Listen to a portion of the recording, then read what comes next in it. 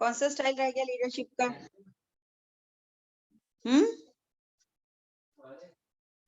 कौन सा स्टाइल रह गया? थर्ड स्टाइल ऑफ लीडरशिप कौन सा है? हाँ, rein free, free rein leadership या लेजर फ्री रेनशिप, लेजर फ्री लीडरशिप। एक मिनट रुको जरा, ऑन करूं मैं इसको। यस क्लास, कौन सी लीडरशिप है? Free rein leadership. ऐसे रखती हूँ थोड़ा सा, आज मैंने सोचा कि मैं आज अंदर बैठ के पढ़ाती हूँ। Free rein leadership, free rein leadership क्या होती है? This is the third. मैं ना इसको थोड़ा सा सेट करना पड़ेगा, कुछ और रख लो ऊपर। Just coming.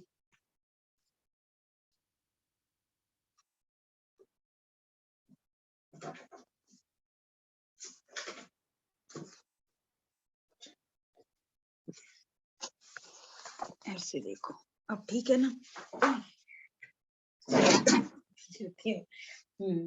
Yes, laser free या फ्री रेन लीडरशिप। रेन का मतलब होता है लगाम। थर्ड स्टाइल ऑफ लीडरशिप क्या है? फ्री रेन लीडरशिप, या हम इसको कहते हैं लेजर फेयर लीडरशिप। क्या बोलते हैं? Laissez faire leadership. ये कल एक स्टाइल रहता था। इसके बाद हमारा रहता है कम्युनिकेशन। कम्युनिकेशन का मीनिंग और उसके फॉर्मल और इनफॉर्मल कम्युनिकेशन, बस प्रोसेस भी नहीं है और आगे बैरियर्स इन कम्युनिकेशन ये भी सिलेबस में नहीं है। तो आज मैं ये वाला स्टाइल ऑफ लीडरशिप करा के, फ्री रेन लीडरशिप करा के, और इसके बाद कम्युनिकेशन का भी कंप्लीट करा दूंगी। शॉर्ट शॉर्ट में है, छोटा छोटा सा है। और लेकिन आज मैं नोट्स नहीं बना पाई हूँ, देन थोड़ी बुक की हेल्प लेके, ठीक है, I will try to make you understand this chapter. तो लेजर्स फ्री या free rein leadership, what is laissez free या फ्री रेन लीडरशिप? एक मिनट में जरा इसकी रिकॉर्डिंग कर दूं।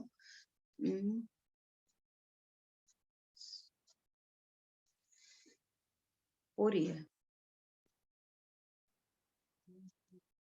लेजर्स फ्री या फ्री रेन लीडरशिप मीन्स क्या होता है? This leadership style is individual centered leadership.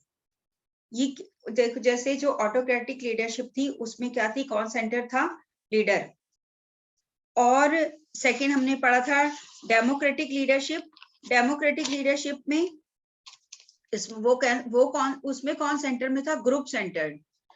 और जो ये फ्री रेंज लीडरशिप है, ये कौन है? Individual centered. कैसा सेंटर्ड है? Individual centre.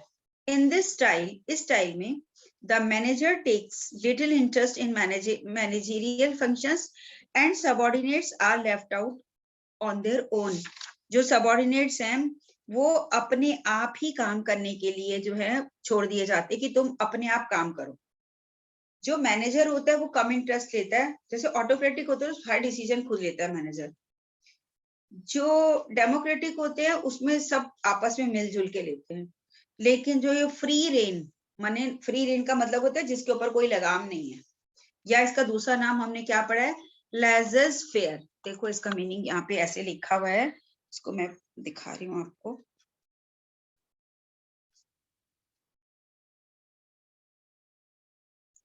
क्या बोलते हैं? Laissez faire. क्या बोलते हैं? लेजर्स फेयर और free rein leadership. Free rein, rein का मतलब क्या होता है? लगाम। लगाम, भाई जिसके ऊपर कोई लगाम ही नहीं है, अपने आप करो काम, अपने आप। लगाम, कोई लगाम नहीं है और लोग अपने आप अपना काम करते हैं। ये कैसा सेंटर्ड है? This leadership style is individual centered leadership. व्यक्ति इसमें सेंटर है। In this style the manager takes little interest in managerial function and subordinates are left on their own. Subordinate अपने आप काम करने के लिए छोड़ दिए जाते हैं। और क्या होता है? मैनेजर जो है वो क्या करता है? एक्सप्लेन करता है उनके ओवरऑल गोल्स। क्या करता है? Objectives. The manager explain overall objectives. और पहले क्या करता है? ऑर्गेनाइजेशन के ओवरऑल ऑब्जेक्टिव्स बता देता है। जैसे मान लो वो कह देता है कि हमें अपनी सेल बढ़ानी है। इसके बेस पे इंडिविजुअल्स जो होते हैं ना, वो अपने ऑब्जेक्टिव सेट करते हैं। Individual set their own objectives, set their own objectives, कि ये इस ऑब्जेक्टिव को लेने के लिए हमें अपने क्या ऑब्जेक्टिव सेट करने पड़ेंगे, अपने काम के क्या ऑब्जेक्टिव सेट करने पड़ेंगे, वो इंडिविजुअल सेट करते खुद से। और क्या करता है मैनेजर, एक तो उनको ओवरऑल ऑब्जेक्टिव्स बता देता है फंक्शन के, ऑर्गेनाइजेशन के सबऑर्डिनेट्स को, और क्या बता देता है, दे प्रोवाइड रिसोर्सेस। मैनेजमेंट जो होता है वो क्या करते हैं, ओवरऑल ऑब्जेक्टिव बता देते हैं पहली बात, और क्या करते हैं, और क्या करते हैं, उनको प्रोवाइड रिसोर्सेस, प्रोवाइड रिसोर्सेस, उनको रिसोर्सेस प्रोवाइड कर देते हैं कि तुम्हें ये पूरा करने के लिए ये चीजें चाहिए, वो दे देते हैं।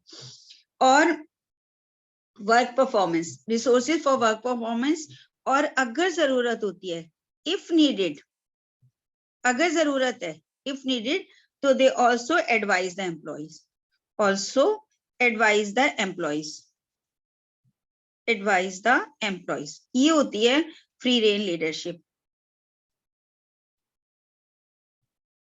समझ में आया, एम्प्लॉइज LO है, ठीक है।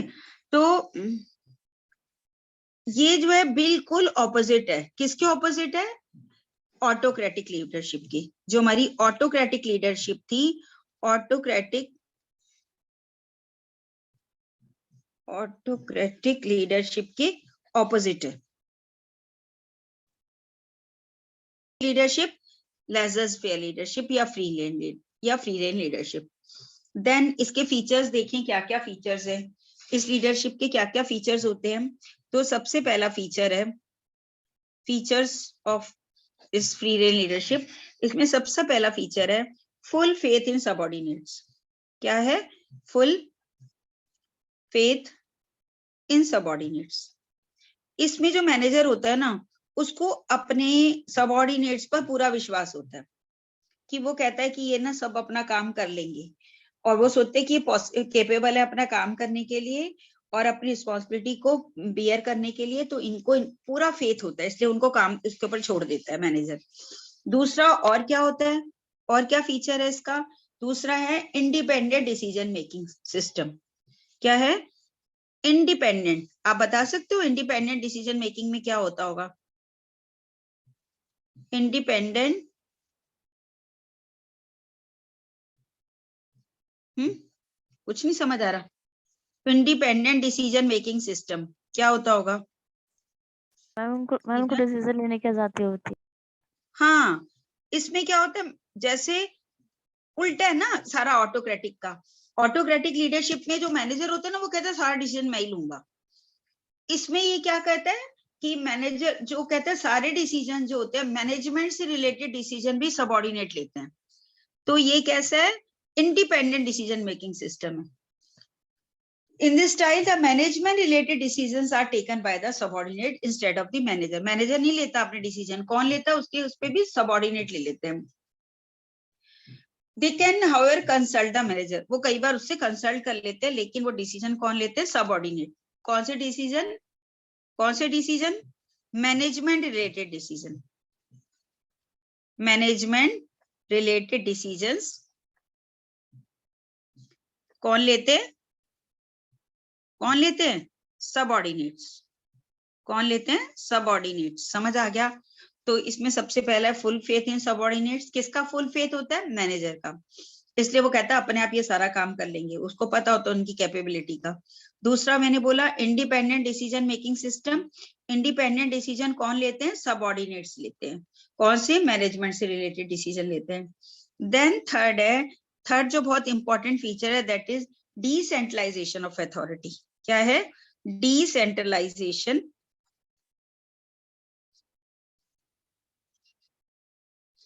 Of authority. इसमें अथॉरिटी का डिसेंट्रलाइजेशन होता है। इसमें जो होता है, जो मैनेजमेंट होता है ना, वो क्या करता है, अथॉरिटी को एवरी इंडिविजुअल में क्या करता है, डिस्ट्रीब्यूट कर देता है। Management widely distribute their authority to every individual to determine the objectives and make his plan accordingly. वो उसको कह देता है कि भाई इसमें क्या करता है, अपनी अथॉरिटी को क्या करता है, डिसेंट्रलाइज कर देता है डिसीजन मेकिंग अथॉरिटी को, और भी वो बांट देता है उसको। तो ये किस पे बेस्ड है, प्रिंसिपल ऑफ डिसेंट्रलाइजेशन पे। It is based on on the principle of decentralization. Decentralization क्या होता है, कोई बताएगा? What do you mean by decentralization? किसी को नहीं पता decentralization क्या होता है और centralization क्या होता है? अनन्या? मैम अथॉरिटीज और रिस्पांसिबिलिटी में बांट देना। हाँ, क्या बांट देना? Ma'am distribution of power. हाँ, पावर्स मतलब- को बांट देना, डिसीजन मेकिंग अथॉरिटी को अपने सबऑर्डिनेट को क्या करना, दे देना हर लेवल पे। जब हम बांट देते हैं अथॉरिटी को हर लेवल पे तो वो क्या कहलाती है, डिसेंट्रलाइजेशन। जब वो डिसीजंस को अपने पास रखता है एक आदमी या कुछ लोग अपने पास सेंटर्ड करके रखते हैं, तो दैट इज कॉल्ड सेंट्रलाइजेशन। समझ में आया? Then last feature is self directed और supervisory and control. Self directed, कौन सेल्फ डायरेक्टेड होंगे? सेल्फ डायरेक्टेड और सुपरवाइजरी, खुद ही सुपरवाइज होते हैं, एंड कंट्रोल। एंड कंट्रोल क्या मतलब हुआ? सेल्फ माने यहाँ सेल्फ किसकी बात कही गई है? सबऑर्डिनेट्स की, कि जो सबऑर्डिनेट होते हैं वो खुद ही खुद को डायरेक्शन देते हैं, खुद ही खुद का सुपरविजन करते हैं और खुद ही खुद को कंट्रोल करते हैं।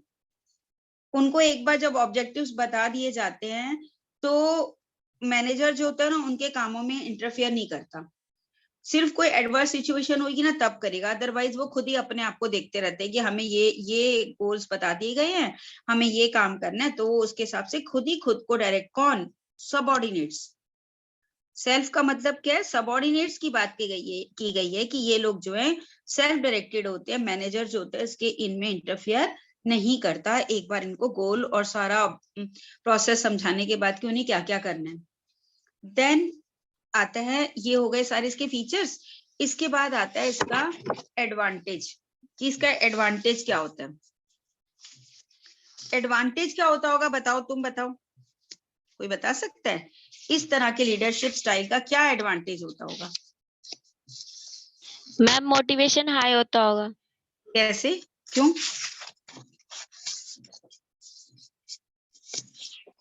इसके क्या एडवांटेज हैं? मोटिवेशन हाई होता है, क्यों मोटिवेशन हाई होता है, बताओ? मैम क्योंकि वो सारा काम खुद ही करते हैं। हाँ, सबसे पहला चलो यही ले लेते हैं इसके एडवांटेज में। सबसे फर्स्ट है हाई लेवल मोटिवेशन, इसी को ले लेते हैं चलो। हाई लेवल मोटिवेशन, क्यों हाई लेवल मोटिवेशन होता है? क्योंकि जब मैनेजर जो होता है अपने सबऑर्डिनेट को फुल अथॉरिटी दे देता है, उनमें ये दिखाता है कि हमें तुम पे बहुत कॉन्फिडेंस है, तो उनका जो कॉन्फिडेंस होता है वो बूस्ट होने लग जाता है। वो अपने आप को, एक लाइन इसमें लिखी है कि they start feeling that they are not a part of the enterprise but are the enterprise itself. वो अपने आप को एंटरप्राइज का पार्ट नहीं समझते, बल्कि अपने आप को एंटरप्राइज समझने लगते कि हम ही एंटरप्राइज हैं। तो इस फीलिंग से कोई चीज ही नहीं रह जाती। जैसे अगर हम किसी को, यहाँ पे अभी हमारे स्कूल की बात है कि कुछ कुछ लोगों को, चाहे वो उतनी हाई रैंक पे नहीं है लेकिन उनको इतनी अथॉरिटी दे दी गई है, जो भी कारण है, तो इसके बाद जो है ना वो अपने आप को स्कूल का पार्ट नहीं समझते, सोचते हैं मैं ही स्कूल हूँ, इतने मोटिवेटेड है वो लोग। तो दे ऑन दिस फीलिंग, दे, इसके बाद तो कोई मोटिवेशन की बात ही नहीं रह जाती ना, कि वो खुद को स्कूल ही समझ रहे कि हम ही हम हैं, और क्या मोटिवेट होएगा उसको। तो यहाँ पे क्या होता है, ऐसे ही जब कोई मैनेजर जो होता है अपने सबऑर्डिनेट पर इतना विश्वास दिखाता है, इतना कॉन्फिडेंस दिखाता है, तो वो लोग जो है अपने आप को उस फर्म का हिस्सा नहीं मानते, सोचते फर्म ही हम है। समझ में आ रहा है? देन सेकंड आता है, इस तरह से हम कह सकते हैं कि उनका मोटिवेशन लेवल बहुत हाई रहता है इसमें, क्योंकि उनके पास फुल अथॉरिटी होती है, उनके ऊपर पूरा विश्वास दिखाया जाता है। ये बात मैंने कल भी बताई थी कि जो टीचर ये कह देते हैं अपने बच्चों को कि भाई तुम तो ये कर सकते हो, मुझे तुम्हारे पर बहुत विश्वास है, तो बच्चे जो है उसकी बात को बहुत ही मानते हैं। देन आता है development of self confidence in the subordinates. इससे क्या होता है? Development of self confidence. Self confidence और बढ़ता है। कैसे बढ़ता होगा बताओ? सेल्फ कॉन्फिडेंस कैसे बढ़ता है सबऑर्डिनेट में, इन सबऑर्डिनेट्स?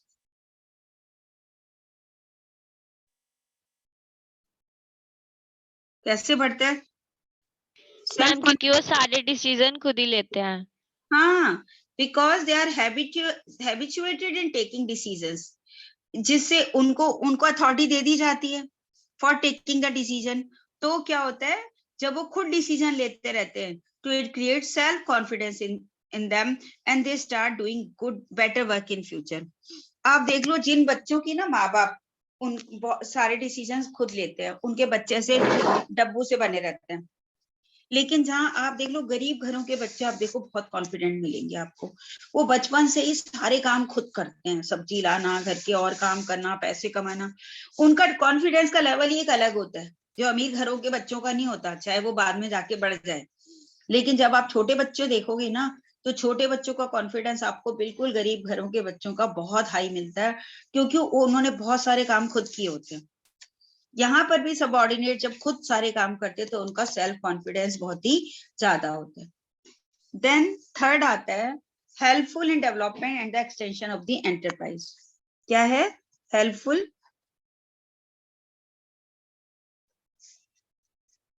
इन डेवलपमेंट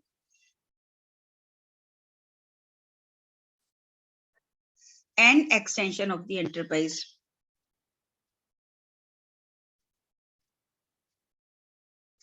कैसे? कोई बच्चा बताएगा कैसे एंटरप्राइज की एक्सटेंशन और डेवलपमेंट में कैसे लीडरशिप स्टाइल जो होता है हेल्प करता होगा? ऐसे हेल्प करता है क्योंकि मैनेजर जो होता है जब ज्यादा काम करता ही नहीं इसमें, वो सारा काम तो एक बार बता के छोड़ देता है सबऑर्डिनेट्स के पास के ऊपर। अब मैनेजर के पास बहुत सारा टाइम होता है, तो अब वो अपना काम जो होता है, मैनेजर जो होता है finds out the possibilities of the development and the extension. उसके पास काम बच जाता है, टाइम बच जाता है, जिससे कि अपना दिमाग जो है और चीजों के ऊपर लगाता है, जिससे कि जो ऑर्गेनाइजेशन है उसकी डेवलपमेंट होती है और एक्सटेंशन होती है। छोटे मोटे कामों में दिमाग लगाने की बजाय वो बड़े कामों में दिमाग लगाता है। समझ आ रहा है? कौन कौन दिमाग लगाता है? मैनेजर या subordinate? Subordinates. Manager. Manager. Manager लगाता है काम को, उसने और काम को मार दिया रोजमर्रा के, तो बाकी टाइम जो मिलेगा वो किस में लगाएगा? इंपॉर्टेंट कामों में। तो इससे क्या होगा? ऑर्गेनाइजेशन का एक्सटेंशन होगा और डेवलपमेंट होगा। अब इसके डिसएडवांटेज क्या हैं? हर एक उसके एडवांटेज होते हैं तो डिसएडवांटेज भी होते हैं। अब डिसएडवांटेज क्या है? इसका फर्स्ट होता है difficulty in cooperation. Difficulty in cooperation कैसे?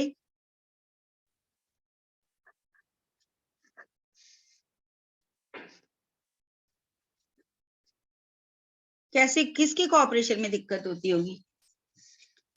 अब क्या होता है इस तरह की लीडरशिप में, एक बार उनको बता दिया ऑब्जेक्टिव, एक बार उनको रिसोर्सेज दे दिए, एक बार उनको काम समझा दिया, इसके बाद मैनेजर हो जाता है अलग। अब सारे इंडिविजुअल्स एम्प्लॉयज होते हैं, वो अपना अपना काम करते हैं अपने हिसाब से। कभी कभी ऐसा भी हो सकता है कि कुछ एम्प्लॉयज का जो व्यू हो किसी और लोगों से अलग हो, है ना, और उनके ऊपर कोई कंट्रोल तो होता नहीं, कोई उनको सुपरवाइज भी नहीं करता है। अब कोई ना कोई ऐसे जरूर होते हैं लोग हर जगह पे, तो ऐसे लोगों के साथ फिर कोऑपरेशन करना बड़ा ही मुश्किल हो जाता है। ऐसे लोगों को कई बार क्या होता है, अगर वैसे और दूसरी लीडरशिप होती है उसमें तो क्या होता है, मैनेजमेंट को बोल दो, वो अपने आप उनको संभाल लेते हैं या वो अपने आप देख लेते हैं। लेकिन यहाँ पे इस तरह की लीडरशिप में क्या है, लीडर तो हो गया बाहर। देखो इस तरह की लीडरशिप का एक, देखो मैं आपको डायग्राम दिखाती हूँ, फीचर में ही वैसे मुझे बताना चाहिए था। जैसे यहाँ पे ये 4 एम्प्लॉई है, ये ए और बी, सी और डी 4 एम्प्लॉई हैं। ये लोग आपस में एक दूसरे से कम्युनिकेट कर रहे हैं। कोई भी काम करना है तो ये ए बी से कर रहा है, बी ए से कर रहा है, बी सी से कर रहा है, सी बी से कर रहा है, सी डी से कर रहा है और डी सी से कर रहा है, डी ए से कर रहा है और ए डी से कर रहा है, और लीडर इसमें बाहर खड़ा रहता है। सारे डिसीजन आपस में डी ए बी से भी कर सकता है, ए सी से भी कर सकता है, सी ए से भी। ये इस तरह की लीडरशिप होती है। This is free rein leadership. अब इसमें लीडर कहाँ है? लीडर बाहर है। अब ऐसे में मान लो जो डी है ये कोऑपरेट नहीं कर रहा, मान लो डी यहाँ पे हो जाता है, अब क्या हो? लीडर तो कुछ कह नहीं रहा है, समझ आ रही है बात? लीडर कुछ कह नहीं रहा है, डी कहता है, डी जो होता है यहाँ खड़ा हो जाता है जाके, मैं नहीं कोऑपरेट कर रहा, ठीक है। तब ये लीडर भी कुछ नहीं कहता है, तो इन तीनों को काम करना बहुत मुश्किल हो जाता है। तो इस तरह से कभी कभी कोई ऐसा एम्प्लॉय है जिसका पॉइंट ऑफ व्यू डिफरेंट है, वो अपने हिसाब से काम कर रहा है, तो तब ऐसे में ऑर्गेनाइजेशन के गोल अचीव करने बहुत ही मुश्किल हो जाते हैं। समझ में आ रहा है? देन सेकंड आता है lack of importance of managerial post. क्या है? Lack of importance of managerial post, of managerial post. क्यों इंपॉर्टेंस क्यों नहीं रहती होगी मैनेजेरियल पोस्ट की? मैम क्योंकि इसमें लीडर नहीं होता। क्योंकि वो कुछ करता तो है नहीं। he does not take any plan, not take any decision, है ना, not exercise any control, ना तो वो कोई प्लान बनाता है। ये क्या है? मैनेजमेंट जो होता है, मैनेजर जो होता है, not make any plan, ना वो not make any plan, कोई प्लान नहीं बनाता, सब सबऑर्डिनेट्स बनाते हैं। और क्या नहीं करता? not take any decision,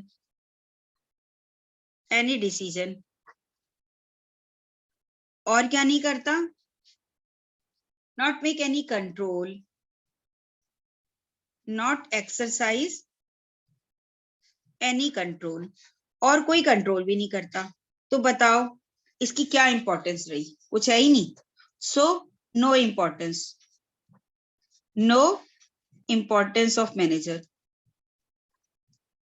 अब देखो इसमें, तो इसमें क्या होता है? कोई भी इंपॉर्टेंस नहीं रहती मैनेजमेंट की। देन थर्ड क्या है? Suitability only for the highly educated employ. Suitable, जैसे मैंने आपको बताया था, जो ऑटोक्रेटिक लीडरशिप है वो लेस एजुकेटेड के लिए होती है। इस तरह का जो लीडरशिप है ये भी होता है suitable only for highly educated employ. जहां पे एम्प्लॉय बहुत हाईली एजुकेटेड होते हैं ना, वो अपने आप अपना काम करते हैं। हाईली एजुकेटेड साइंटिस्ट वगैरह जो होते हैं, वो लोग अपने आप अपना काम करते हैं। उनको ऐसे नहीं होता हर समय कोई उनके सिर पे चढ़ा रहता है।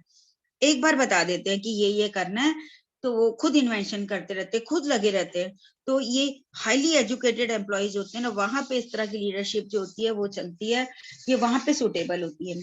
लेकिन इसका डिसएडवांटेज क्या है कि जहाँ पे लेस एजुकेटेड लोग हों, लेस एजुकेटेड हों या लेस एक्सपीरियंस लोग हों, वहां पे ये लेस एक्सपीरियंस लोग हैं, तो वहां पे ये सुटेबल नहीं होती, नॉट सुटेबल, वहां पे ये सुटेबल नहीं है। समझ में आ रहा है? तो जहां पे बहुत हाईली एजुकेटेड है, बहुत डेडिकेटेड लोग हैं, उनके ऊपर मैनेजमेंट इतना कॉन्फिडेंस दिखा सकता है, उनको बोल दे कि हाँ ये हमारे ऑब्जेक्टिव है, ये तुम्हारे रिसोर्सेज है, तुम ये काम करो, और वो कर दें। अभी तो हर समय कंट्रोल ज्यादातर चाहिए होता है, लोगों को ना देखो तो वो काम ही नहीं करते। तो ये वहीं पे सुटेबल है जहाँ हाईली एजुकेटेड एम्प्लॉइज है, डेडिकेटेड है, बिल्कुल फुली हाईली एजुकेटेड है ना, तो वहां पे ये। अब जहाँ पे नहीं हो वहां तो ये चलेगा नहीं, तो ये इसका डिसएडवांटेज है। देन सुटेबिलिटी में एक और भी, एक तो हमने ये पढ़ी ली सुटेबिलिटी की, ये कहाँ चलती है, ये इस तरह की लीडरशिप कहाँ पर चलती है? जहाँ पे कि हाईली एजुकेटेड लोग होते हैं। When the followers are highly educated, highly skilled, experienced and educated, where it is suitable, where followers are highly educated, जहाँ पे फॉलोअर्स कैसे हैं? हाईली एजुकेटेड हैं, हाईली स्किल्ड हैं और हाईली एक्सपीरियंस्ड है। और एक्सपीरियंस्ड भी है। देन इसमें क्या होता है, व्हेन द फॉलोअर्स हैव, और इसमें क्या होता है, जो फॉलोअर्स होते हैं ये वहां सुटेबल होती है when the followers have pride in their work and they derive it successfully on their, when followers have pride in their work, जब उनको अपने काम करने पे बिल्कुल घमंड होता है, हैव प्राइड, गर्व होता है, प्राइड इन देयर वर्क, बहुत डेडिकेटेड लोग होते हैं, वो अपने आप से काम करते हैं, उनको कोई देखने की जरूरत नहीं होती। और आउट्स, ये वहां पे भी सुटेबल होता है जहां outside experts as staff specialists or consultants are being used. Followers are the, जहां पे एक ये लिख लो, when the followers are trustworthy, और followers जो होते हैं trustworthy होते हैं, वहां पर जहां विश्वसनीय होते हैं कि भाई ये काम तो अपने आप करेंगे ही सही, विश्वसनीय है, वहां पे ये लीडरशिप का this freelance leadership is used. Suitability her leadership की आप याद करके रखोगे, मैं बार बार कह रही हूँ, इट्स वेरी इंपॉर्टेंट। समझ आ रहा है? तो इस तरह से हमारा ये स्टाइल ऑफ लीडरशिप का टॉपिक जो है यहाँ पे खत्म होता है। 3 तरह की हमने स्टाइल पढ़ लिया, तीनों के फीचर्स, तीनों के एडवांटेज डिसएडवांटेज भी पढ़े। अब हमारा डायरेक्टिंग में जो लास्ट टॉपिक रहता है दैट इज कम्युनिकेशन, अभी हम उसको करेंगे।